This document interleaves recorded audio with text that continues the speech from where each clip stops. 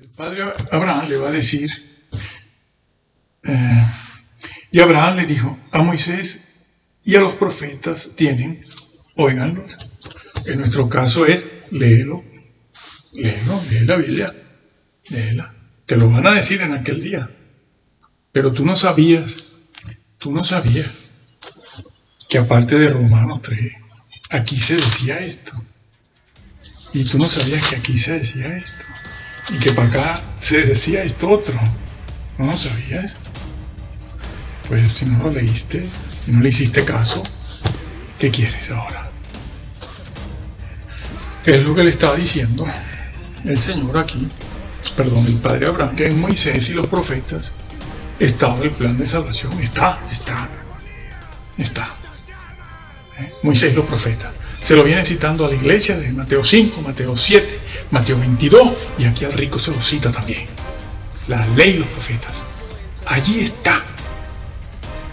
Si eso lo hacen, tú no estarías en el infierno. Me hubiese salvado. Sí. Ay, pero eso tiene que ver con la salvación, la ley. Sí. Lo viene Jesús diciendo en todas partes. Y ya lo había dicho Pablo en Romanos 2, como explicamos. Ya. Sí. Ustedes han cambiado. No retienen la forma de las sanas palabras. El modelo de la doctrina no lo retienen. Lo cambiaron. La doctrina sigue, pero no con el modelo original. No con el modelo original. Otro caballo, otro león, sí, distinto, de lado. Bueno. Y le dice, oigan, si tú hubieses oído eso, si tú hubieses hecho caso, tú no estarías ahí.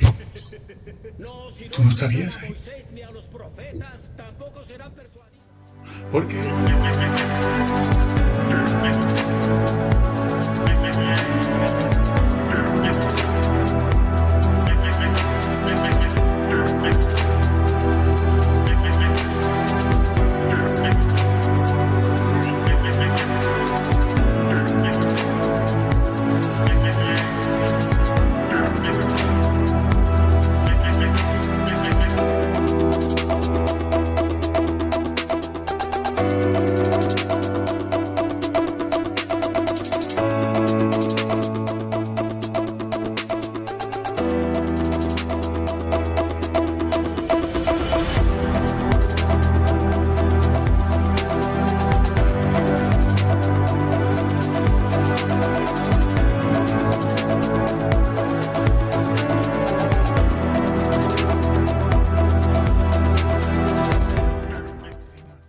Estás cambiándolo todo y tu fe es una fe, como se decía allí, trastornada o una fe vana que no te va a salvar, Entonces, vamos a pasar inmediatamente a Lucas 16, porque también en Lucas otro evangelio.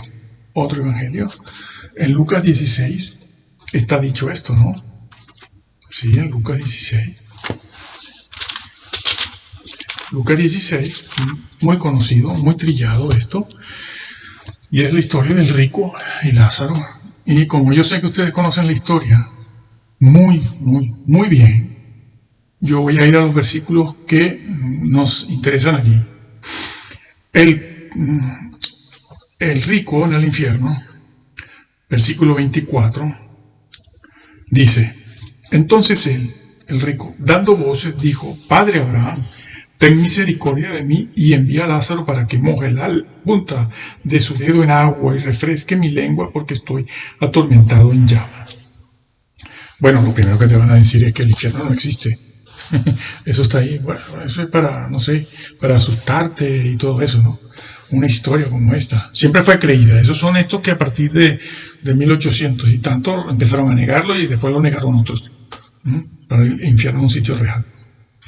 Y existe, porque está explicado por mí, el mismo Jesús, como la gehenna y el lago de fuego, por todas partes. Y además él lo dice, eterno.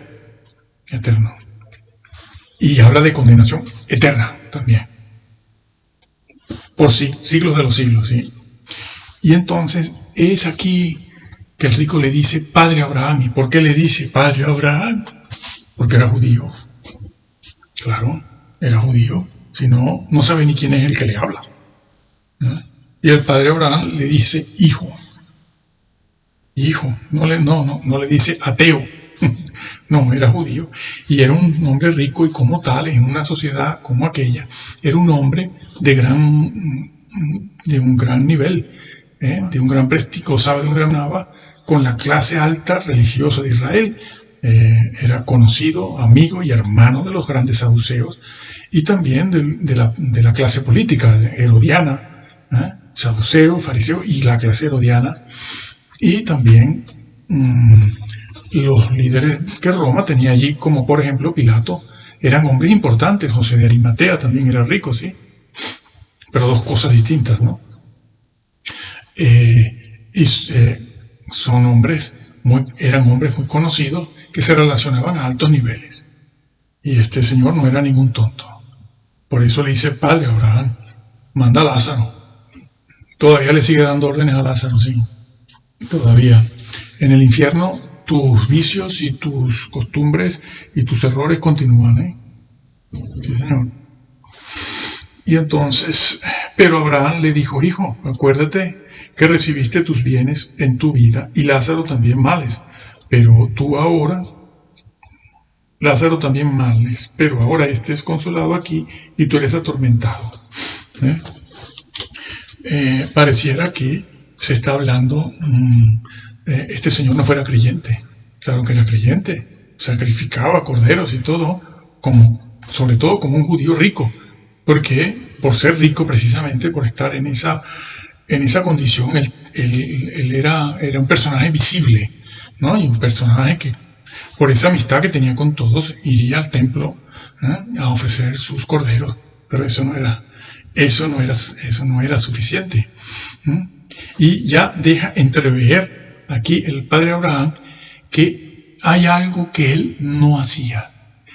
No cumplía con esa parte de Levítico y de Deuteronomio, donde la ley le obligaba, no a la limosna, sino que le obligaba a atender a los pobres de Israel como personaje rico que era en su sociedad. Le obligaba. Bueno, tenía que dar la limosna, claro que sí, a eso me refiero. Tenía que darla, tenía que atender a esa persona que, aparte de ser un indigente, estaba enferma permanentemente en su propia puerta. ¿Se acuerdan que hace dos mensajes atrás, hablamos de la limosna que está en el Sermón del Monte? ¿Por qué? Porque eso es moral. ¿Por qué es moral? Porque la pobreza es moral. ¿En qué sentido? Porque la pobreza es violencia, amigo. Es violencia, genera violencia. Y eso es un aspecto moral de esa situación. Pero en ese tema aquí no vamos a entrar. Se los digo de paso y ya el que quiera personalmente puede averiguar todo lo demás. Aquí seguimos en la exégesis y en lo que la Biblia dice y establece. Y entonces le está diciendo tú no cumpliste con tu obligación. Decálogo.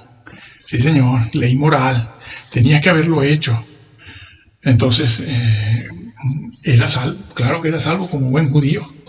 Pero la salvación que él tenía como judío, llamado, elegido, destinado como la nación de Israel, era una nación llamada y elegida a ser una nación, la nación toda sacerdotal, sacerdotes para el resto del mundo. Una nación de sacerdotes para el resto del mundo. Y él no hizo eso. Usted conocía, usted sabía. Va a hablar de eso ahora más adelante. Ahora, el mismo rico va a sacar la palabra arrepentimiento, sí. Ya está, ya se ubicó en la salvación. Claro, porque ese es el tema. Pero bueno, regreso un poco atrás. Y entonces dice eso. Le dice eso. Usted no cumplió, amigo. Él también era creyente. No podía sacrificar corderos. No podía ir al templo por su condición de enfermo, de inútil, en camilla. Hasta los perros le lamían las heridas. Pero era un temeroso de Yahvé. Y tú que te creías un bendito de Yahvé porque eres rico, como todos estos, ¿no? Claro, es que una persona rica o una persona de clase media o media alta que viste bien, que se presenta en el púlpito con corbata y todo lo demás, pasa por piadoso, no me digan que no, pasa por piadoso, muy piadoso, y si tiene familia más todavía. ¿Ah? Y él también creía eso. Eso está engramado también en el cerebro. Sí, señor, nacemos con esos conceptos, nadie nos impone esos conceptos, nacemos con ellos. Si la doctrina no te lo cambia, usted como cristiano, sea judío o sea cristiano, usted sigue con esos conceptos errados. Tiene usted que cambiarlos. ¿Cómo? Informándose, leyendo. Nada de que Dios solo quiere personas que no sean ateas, no. Quieren personas que conozcan la voluntad de Dios y su ley. Entonces, ya el padre Abraham se lo saca. Pero ¿qué pasa? Que el rico mismo va a ir al grano del asunto. En el versículo 27, entonces le dijo: te ruego pues, padre, que le envíes a la casa de mi padre, porque tengo 5 hermanos, para que les testifique, a fin de que no vengan ellos también a este lugar de tormento. Eso es una historia real. Si no, no estaría haciendo referencia a sitios y a lugares. En las metáforas eso no se hace. Como cuando Jesús habló de Jonás. Citó a Jonás, ¿no? La señal de Jonás. Algunos cristianos dicen: no, eso es una metáfora. ¿Cómo va a ser una metáfora? Jesús está citando, haciendo referencia a una metáfora. ¿Desde cuándo, señores? Pero bueno, ustedes, ¿dónde han estudiado ustedes? ¿Dónde se han informado? Nunca se utilizan las metáforas para hacer una referencia histórica. También lo hicieron con el huerto del Edén. Eso es una metáfora. Sobre todo los presbiterianos creen eso. Sobre todo ellos. Dicen que los primeros capítulos del Génesis, eso es una metáfora, eso es una historia. Dios mío, ¿pero qué dices? Si resulta que Pablo en 2 de Corintios cita a Eva siendo tentada por la culebra. Lo cita como un hecho histórico. No se citan metáforas. Señores, tienen que revisarlo todo tienen que revisarlo. Se citan hechos históricos, no metáforas, no figuras. Está citándome figuras. Las figuras no hace falta citarlas. ¿Por qué? No son hechos históricos. Bueno, vamos a dejar eso ahí porque es bárbaro esto. Entonces, él mismo dice que testifique. Se convirtió en misionero, ¿no? Muy conocido ese argumento. Sí, pero porque él no quiere que su familia vaya al lado de él allí, porque lo van a achuchar. Sí, señor. Eso está escrito en todas partes también, Van a estar juntos, allá abajo, todos. Sí, señor. Todos, achuchándose, dándose de golpes y de cosas. Sí, él no quiere. Se convierte en cuánto amor ahora, ¿no? De repente en el infierno tiene amor. No, está viendo lo que le espera, lo sabe. Ya lo sabe porque en el infierno y en el cielo se tiene mucha más luz y conocimiento del que tenemos aquí. Entonces, él dice eso y presenta un método evangelístico muy buscado, muy utilizado hoy en día, ¿no? El de los milagros. Pero resulta que Jesús resucitó muertos de 3 y 4 días y nadie le creyó. De los líderes. Y él mismo resucitó y los líderes lo supieron de verdad. La plana mayor lo supo y lo escondió y pagó para eso. Entonces, era un método que nunca fue aceptado ni por el Señor ni por el padre Abraham. ¿Por qué no sirve? Bueno, vamos a ver la respuesta. El padre Abraham le va a decir: y Abraham le dijo: a Moisés y a los profetas tienen, óiganlos. En nuestro caso es, lee la Biblia, léela. Te lo van a decir en aquel día. Pero tú no sabías que aparte de Romanos 3, aquí se decía esto. Y tú no sabías que aquí se decía esto. Y que para acá se decía esto otro. ¿No sabías? Pues si no lo leíste y no le hiciste caso, ¿qué quieres ahora? Es lo que le estaba diciendo el Señor aquí, perdón, el Padre Abraham. Bueno, porque en Moisés y los profetas estaba el plan de salvación. Está. Moisés y los profetas. Se lo viene citando a la iglesia de Mateo 5, Mateo 7, Mateo 22, y aquí al rico se lo cita también. La ley y los profetas. Allí está. Si eso lo hacen, tú no estarías en el infierno. Me hubiese salvado. Sí. Ay, pero eso tiene que ver con la salvación, la ley. Sí. Lo viene Jesús diciendo en todas partes. Y ya lo había dicho Pablo en Romanos 2, como explicamos. Ya. Sí. Ustedes han cambiado. No retienen la forma de las sanas palabras. El modelo de la doctrina no lo retienen. Lo cambiaron. La doctrina sigue, pero no con el modelo original. No con el modelo original. Otro caballo, otro león. Sí, distinto. De lado. Bueno. Y le dice, óiganos, si tú hubieses oído eso, si tú hubieses hecho caso, tú no estarías ahí.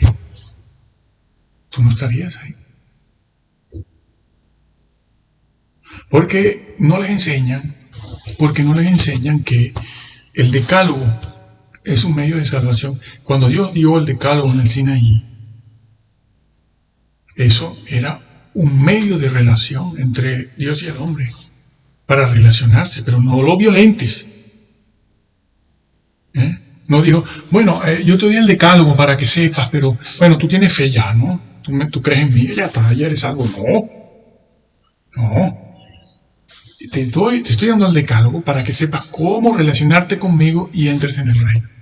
Hombre, yo tengo las ovejas que las sacrifico. Las ovejas no son un medio de salvación. ¿Quién dijo eso? Les han hecho creer eso. Que para salvarse ellos tenían que sacrificar ovejas. Hombre, no. Dios mío. Las ovejas se sacrificaban en el holocausto o en un sacrificio como un medio de obtener el perdón por algún pecado o como un medio para agradecer una bendición especial. Como cuando tú has pecado, vas en oración al Señor a pedirle perdón, pero ya no tienes que sacrificar una oveja. Ahora tienes otra oveja en el cielo que se sacrificó a sí misma y que resucitó. Pero tienes que hacerlo valer, Eso no es automático. Bueno, está en Hebreos 7. Eso está dicho en Hebreos 7. Entonces, ellos iban allí no para creer al holocausto allí con su ovejita para sacrificarla, sino porque habían pecado y querían el perdón. Entonces sacrificaban, pero no para obtener una salvación o para creer. No, para eso tienes el decálogo. El decálogo. Procura respetarlo y no pecar, porque te puedes llevar tu susto.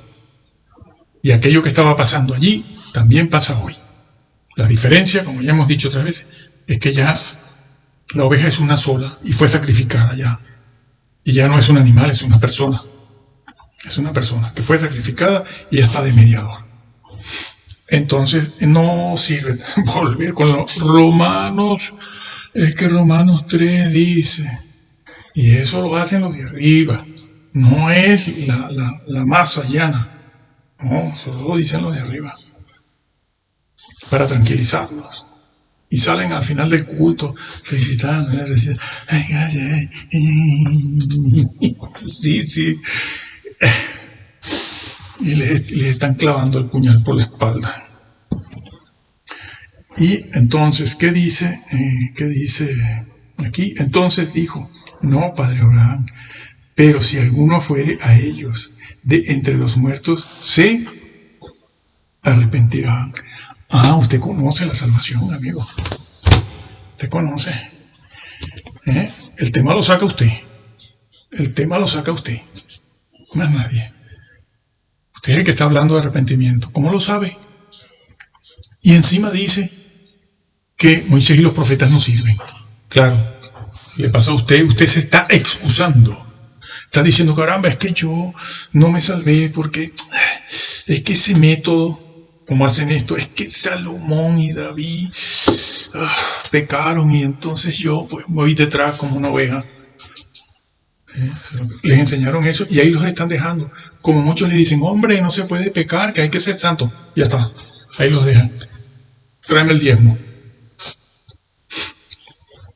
Cizaña, son cizaña. Esto se lo decimos al trigo que no está corrompido todavía, para que no peque, no caiga. Y si tú pecaste ayer, hoy déjalo. No vengas a decir ahora que necesitas un año para dejar tu pecado, porque tú vas a estar más abajo todavía por no haber dejado tu pecado. Si pecaste ayer, ahora si pecaste hace un año, 6 meses y seguiste con el jueguito, yo ahí no sé qué decirte. Has perdido la gracia seguramente. Bueno, él dice eso, no se arrepentirán. Y el padre Abraham le dice,